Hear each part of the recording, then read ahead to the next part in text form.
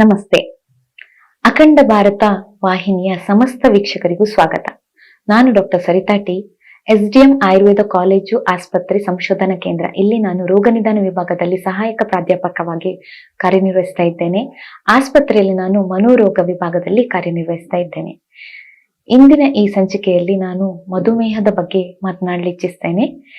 ಮಧುಮೇಹ it is a life style disorder ಅಂತ ಹೇಳ್ಬೋದು. ಮಧುಮೇಹ ಆಯುರ್ವೇದ ಶಾಸ್ತ್ರದಲ್ಲಿ ಪ್ರಮೇಹದಲ್ಲಿ ಒಂದು.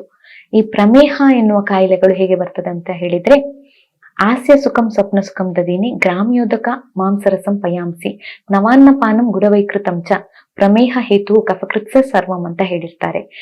ಆಸ್ಯ ಸುಖಂ ಅಂದ್ರೆ ಸೆಡೆಂಟರಿ ಲೈಫ್ ಸ್ಟೈಲ್, ತುಂಬಾ ಹೊತ್ತು ಕುತ್ಕೊಂಡೇ ಇರೋದು. ಸ್ವಪ್ನ ಸುಖ, ತುಂಬಾ ಹೊತ್ತು ಮಲ್ಕೊಳ್ತಾ ಇರೋದು, ಆರಾಮ ಲೈಫ್ ಸ್ಟೈಲ್. ಯಾವುದೇ ಒಂದು ಚಿಂತೆ ಇಲ್ಲ, ಯಾವುದೇ ಒಂದು ಜವಾಬ್ದಾರಿ ಇಲ್ಲ, ಈ ತರ ಒಂದು ಆಸ್ಯ ಸುಖಂ ಸ್ವಪ್ನ ಸುಖಂ ಈ ತರ ಇರೋದು. ದದೀನಿ ಗ್ರಾಮ್ಯೋದಕ ಆನುಪರಸ ಪಯಾಂಸಿ ಅಂದ್ರೆ ಯಾವುದೇ ಒಂದು items, food items, for example ಅತಿಯಾದ ಮಿಲ್ಕ್ ಪ್ರಾಡಕ್ಟ್ಸ್ ಇರ್ಬೋದು, ಅತಿಯಾದ ಗ್ರಾಮ್ಯೋದಕ ಮಾಂಸರಸ ಪಯಾಂಸಿ ಅಂದ್ರೆ ಯಾವುದು ಸ್ವೀಟ್ ಐಟಮ್ಸ್, ಮಧುರ ರಸಗಳು ಆ ತರ ಇರ್ಬೋದು. ಅಥವಾ ಮಾಂಸ ಮತ್ಸ್ಯ ಇರ್ಬೋದು, ಮಾಂಸ ಇರ್ಬೋದು. ಅತಿಯಾದ ಫ್ಯಾಟ್ ಐಟಮ್ಸ್, ಕಾರ್ಬೋಹೈಡ್ರೇಟ್ ಮತ್ತೆ ಅತಿಯಾದ ಫ್ಯಾಟ್ ಐಟಮ್ಸ್, ತುಂಬಾ ಕಫ ಮೇದ ಪ್ರಧಾನ ಆಹಾರ ಪದ್ಧತಿಗಳಿಂದ ನವ ಅನ್ನಗಳು, ರೀಸೆಂಟ್ಲಿ ಇದಾದ ಭತ್ತದ ಅನ್ನಗಳು, ಅದನ್ನು ಸೇವಿಸುವುದರಿಂದ ನವಾನ್ನಪಾನ ಗುಡವೈಕೃತಂಚ, ಅದೇ ಹೇಳಿದಾಗೆ ತುಂಬಾ ಸ್ವೀಟ್ಸ್, ಈ ತರ ನಾವು saccharin items, cold drinks, soft drinks ಈ ತರ ಎಲ್ಲ ಜಾಸ್ತಿ ತಗೊಂಡಾಗ ನಮ್ಗೆ ಬಾಡಿಯಲ್ಲಿ ಅಗತ್ಯಕ್ಕಿಂತ ಜಾಸ್ತಿ ಕಾರ್ಬೋಹೈಡ್ರೇಟ್ ಮತ್ತೆ ಫ್ಯಾಟ್ ಇಂದಾಗಿ ನಮ್ಗೆ ಮೆಟಬಾಲಿಕ್ ಡಿಸಾರ್ಡರ್ ಅಥವಾ ಲೈಫ್ ಸ್ಟೈಲ್ ಡಿಸಾರ್ಡರ್ ಕಾಣ್ಲಿಕ್ಕೆ ಇರ್ತದೆ. ಈ ಲೈಫ್ ಸ್ಟೈಲ್ ಡಿಸಾರ್ಡರ್ಸ್ಗೆ ಒಂದು ಆಹಾರ ವಿಹಾರ, ಇನ್ನೊಂದು ಮಾನಸಿಕವಾಗಿ ಸಹ ಕಾರಣ ಇರ್ಬೋದು. ಪ್ರಮೇಹ, ಮಧುಮೇಹ ಎನ್ನುವಂಥದ್ದು ಒಂದು ನಾವು ಡಯಾಬಿಟಿಕ್ಗೆ ಕೋರಿಲೇಟ್ ಮಾಡ್ತೇವೆ ಯೂಶುವಲಿ.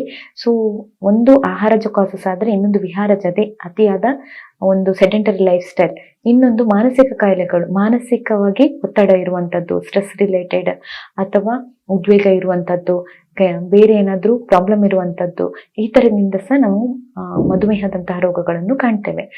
ಇದ್ರಲ್ಲಿ ಏನಾಗ್ತದೆ ಅಂದ್ರೆ, ಯೂಶುವಲಿ ಇದು ಹೆಚ್ಚಾಗಿ ಏನಾದ್ರೂ ಒಂದು ಕಾರಣದಿಂದ ನಮ್ಗೆ ಈ ತರ ಲಕ್ಷಣಗಳಿಂದ ಮಧುಮೇಹ ಅಂತ ಪತ್ತೆ ಹಚ್ಚಬೇಕಂತ ಇಲ್ಲ. ಯೂಶುವಲಿ ಏನಾಗ್ತದೆ ಅಂದ್ರೆ, ಹಾಸ್ಪಿಟ್ಲಿಗೆ ಬಂದಿರ್ತಾರೆ ಯಾವುದೋ ಒಂದು ಕಾರಣಕ್ಕೆ, ಅಲ್ಲಿ ಇನ್ವೆಸ್ಟಿಗೇಷನ್ ಮಾಡಿದಾಗ ರಕ್ತದಲ್ಲಿ RBS ಅನ್ನು ಜಾಸ್ತಿ ಆಗಿರ್ತದೆ, ಅಂದ್ರೆ ರ್ಯಾಂಡಮ್ ಬ್ಲಡ್ ಶುಗರ್ ಜಾಸ್ತಿಯಾಗಿ ಕಾಣಿಸುವಂತದ್ದು ಇರ್ತದೆ.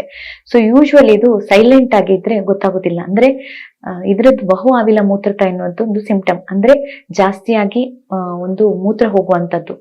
ಪೇಷಂಟ್ಸ್ ಬಂದು ಹೇಳ್ತಾರೆ, ನಮ್ಗೆ ಅತಿಯಾಗಿ ಮೂತ್ರ ಹೋಗ್ತದೆ, ನೈಟಿಗೆ ನಾವು 2-3 ಸತಿ ಹೇಳ್ತೇವೆ, ಬೆಳಿಗ್ಗೆ ಒಂದು 5-10 ಸತಿ ಜಾಸ್ತಿ ಹೋಗ್ತೇವೆ, ಈ ತರ ಒಂದು ಸಿಂಪ್ಟಮ್ ಇರ್ಬೋದು.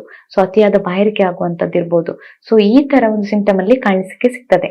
ಆದ್ರೆ ಈ ತರ ಕಾಣ್ಲಿಕ್ಕೆ ಸಿಗದಿದ್ರು ಸಹ ರ್ಯಾಂಡಮ್ ಆಗಿ ಚೆಕ್ ಮಾಡಿದಾಗ ಇದು FBS ಇರ್ಬೋದು, ಫಾಸ್ಟಿಂಗ್ ಬ್ಲಡ್ ಶುಗರ್ ಇರ್ಬೋದು, PPBS ಅಂದ್ರೆ ಪೋಸ್ಟ್ ಪ್ರ್ಯಾಂಡಿಯಲ್ ಬ್ಲಡ್ ಶುಗರ್ ಇರ್ಬೋದು, ಖಾಲಿ ಹೊಟ್ಟೆಯಲ್ಲಿ ಅಥವಾ ತಿಂದು 2 ಗಂಟೆಯಲ್ಲಿ.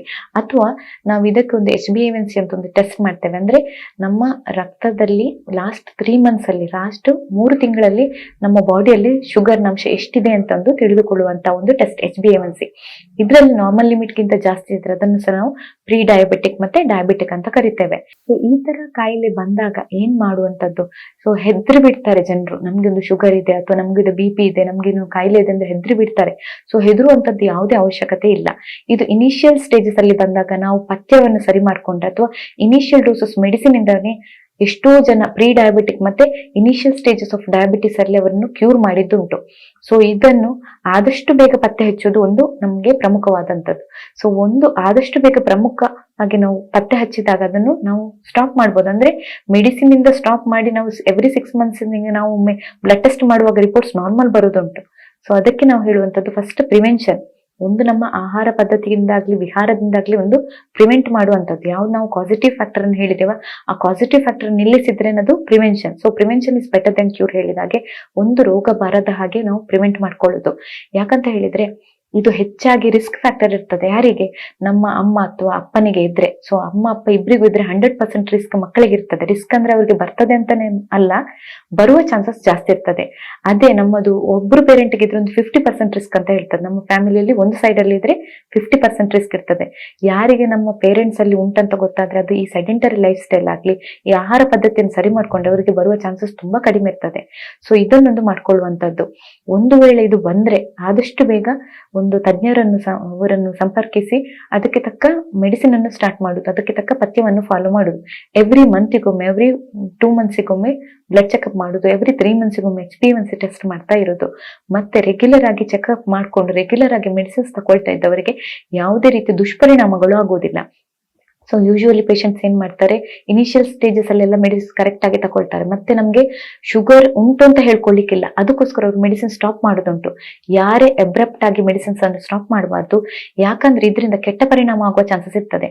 ಯಾವತ್ತು ಸಹ ಡಯಾಬಿಟಿಕ್ ಆಗಿ ಅಥವಾ ಶುಗರ್ ಬಂದು ಯಾರಿಗೆ ಸಹ ಪ್ರಾಬ್ಲಮ್ ಆಗುದಿಲ್ಲ. ಯಾವತ್ತು ಇದು ಕಂಟ್ರೋಲ್ ಇರ್ತದೆ, ಪ್ರಾಬ್ಲಮ್ ಇಲ್ಲ. ಅದೇ ಕಂಟ್ರೋಲ್ ಅಲ್ಲಿ ಇಲ್ಲದೆ ಅದು ಜಾಸ್ತಿ ಆದಾಗ ನಮ್ಗೆ ನರದ ಸಂಬಂಧ ಕಾಯಿಲೆಗಳು ಬರುವುದುಂಟು.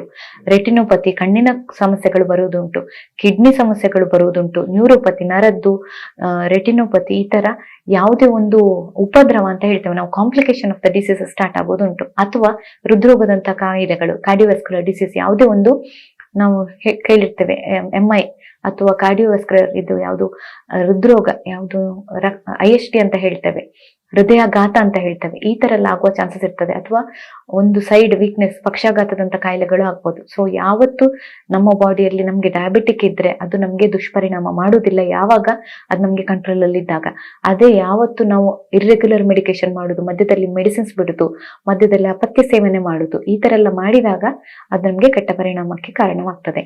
ಇನ್ನೊಂದು ನಾವು ಸೆಟ್ ಆಫ್ ಜನರನ್ನು ನೋಡ್ತೇವೆ, ಯಾರು ಕೆಲವರು ಕ್ಯಾರೆ ಮಾಡುದಿಲ್ಲ, ನಮ್ಗೆ ಎಂತ ಇದ್ರು ತಿನ್ನೋದು. ಅಂದ್ರೆ ಕೆಲವರಿಗೆ ಶುಗರ್ ಬಂದ ಮೇಲೆ ಅವರು ಸ್ವೀಟ್ ತಿನ್ಲಿಕ್ಕೆ ಹಿಡಿತಾರೆ. ಯಾರಿಗೆ ರಿಸ್ಟ್ರಿಕ್ಟ್ ಮಾಡ್ತೇವೆ ನಾವು, ಶುಗರ್ಗೆ ಹೆಚ್ಚು ಶುಗರ್ ತಕೊಳ್ಬೇಡಿ, ಅಷ್ಟು ಜಾಸ್ತಿ ಫ್ರೂಟ್ಸ್ ತಿನ್ಬೇಡಿ, ಗೆಡ್ಡೆ ಗೆಣಸುಗಳನ್ನು ಕಡಿಮೆ ತಿನ್ನಿ ಹೇಳಿದಾಗ ಅವರು ಜಾಸ್ತಿ ಮಾಡುದುಂಟು. ಅಷ್ಟರವರೆಗೆ ಸ್ವೀಟ್ ತಿನ್ನೋದಿಲ್ಲ, ಅವ್ರು ಜಾಸ್ತಿ ಮಾಡುದುಂಟು. ಆವಾಗ ಅಪತ್ಯ ಆಗ್ತದೆ. ಇನ್ನೊಂದು ಸೆಟ್ ಆಫ್ ಜನರು ಇರ್ತಾರೆ, ಅವರು ಕಂಪ್ಲೀಟ್ ಊಟವನ್ನೇ ಬಿಟ್ಟು ಬಿಡ್ತಾರೆ. ಅಂದ್ರೆ ನಮ್ಗೆ ಶುಗರ್ ಇದೆ ಅಂತ ಊಟ ಕಡಿಮೆ ಮಾಡುದು, ಬರೀ ಚಪಾತಿ ತಿನ್ನೋದು. ಆಗ ಅವರಿಗೆ ಏನಾಗ್ತದೆ, ಅವರ ಬಾಡಿದು ಧಾತುಕ್ಷಯ ಆಗ್ತಾ ಹೋಗ್ತದೆ, ಅವರು ಸಪುರ ಆಗ್ತಾರೆ. ಆವಾಗ ಇನ್ನೂ ಕಾಂಪ್ಲಿಕೇಶನ್ಸ್ ಜಾಸ್ತಿ ಆಗ್ತದೆ. ಅದು ಮಾತ್ರ ಅಲ್ಲ, ಅವರಿಗೆ ಮೋಷನ್ ಸರಿಯಾಗಿ ಹೋಗ್ತಾ ಇರ್ತದೆ, 2-3 ದಿವಸಕ್ಕೊಮ್ಮೆ ಮೋಷನ್ ಹೋಗುದು, ಹಾರ್ಡ್ ಸ್ಟೂಲ್ ಆಗುದು, ಈ ತರ ಎಲ್ಲ ಪ್ರಾಬ್ಲಮ್ ಆಗ್ತದೆ. ಯಾವತ್ತು ಅವರು ಇರುವ ಪಥ್ಯಗಿಂತ ಎಷ್ಟು ಫುಡ್ ಐಟಮ್ಸ್ ತಗೊಳ್ತಿದ್ದಾರೆ ಅದನ್ನ ಅವರು 2 ಅವರ್ಸಿಗೊಮ್ಮೆ ಲೈಟ್ ಫುಡ್ ತಕೊಳ್ಳೋದು ಒಳ್ಳೇದು. ಅವರು ಹೊಟ್ಟೆ ಖಾಲಿ ಇಟ್ಟರು ಸಹ, ಉಪವಾಸ ಇಟ್ಟರು ಸಹ ಈ ಶುಗರ್ ಲೆವೆಲ್ ಜಾಸ್ತಿ ಆಗ್ತದೆ. ಸೊ ಉಪವಾಸ ಇದಕ್ಕೆ ಮದ್ದಲ್ಲ. ಕರೆಕ್ಟ್ ಆಗಿ ನಿಯಮಿತವಾಗಿ ಡಯಟ್, ನಿಮ್ಗೆ ಗೊತ್ತಾಗದಿದ್ರೆ ಅದಕ್ಕೆ ಡಯಟಿಷಿಯನ್ಸ್ ಇರ್ತಾರೆ, ಅದನ್ನು ಕನ್ಸಲ್ಟೇಷನ್ ಮಾಡಿ. ಸೊ ಪಥ್ಯದ ಬಗ್ಗೆ ಕರೆಕ್ಟ್ ಹೇಳ್ತಾರೆ, ಯಾವಾಗ ಹೇಗೆ ಫುಡ್ ತಗೊಳ್ಬೇಕಂತ.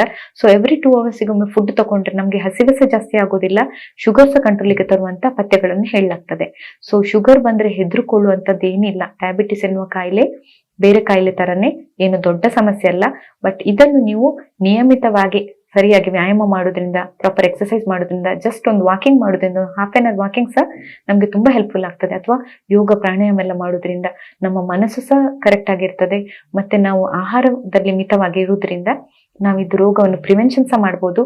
ಬಂದ್ಮೇಲೆ ಇದನ್ನು ಕಂಟ್ರೋಲ್ ಅಲ್ಲಿ ಇಟ್ಕೊಂಡು ನಮ್ಮ ಲೈಫ್ ಲಾಂಗ್, ನಮ್ಮ ಲೈಫ್ ಎಷ್ಟು ಇರ್ತದೆ ಅಷ್ಟ ತನಕ ನಾವು ಏನೇ ಒಂದು ಬೇರೆ ರೋಗಗಳಿಗೆ ತುತ್ತಾಗದೆ ನಾವು ನಮ್ಮ ಜೀವನವನ್ನು ಕರೆಕ್ಟ್ ಆಗಿ ಸಾಗಿಸ್ಲಿಕ್ಕೆ ಚಾನ್ಸಸ್ ಇರ್ತದೆ. ಸೊ ಇದ್ರ ಬಗ್ಗೆ ನಿಮ್ಗೆ ಇನ್ನಷ್ಟು ಮಾಹಿತಿ ಬೇಕಿದ್ದಲ್ಲಿ ನಮ್ಗೆ ಕಮೆಂಟ್ ಮಾಡಿ, ಮತ್ತೆ ಈ ಚಾನೆಲ್ ಅನ್ನು ಶೇರ್ ಮಾಡಿ, ಸಬ್ಸ್ಕ್ರೈಬ್ ಮಾಡಿ, ಮತ್ತೆ ಲೈಕ್ ಮಾಡಿ. ಸೊ ಇದ್ರ ಬಗ್ಗೆ ಅವೇರ್ನೆಸ್ ಕಾರ್ಯಕ್ರಮಗಳನ್ನು ನೋಡಿ ನಿಮ್ಗೆ ಇನ್ನಷ್ಟು ಮಾಹಿತಿ ಬೇಕಿದ್ದಲ್ಲಿ ನಮ್ಮನ್ನು ಖಂಡಿತವಾಗಿ ಸಂಪರ್ಕಿಸಿ. ಧನ್ಯವಾದಗಳು.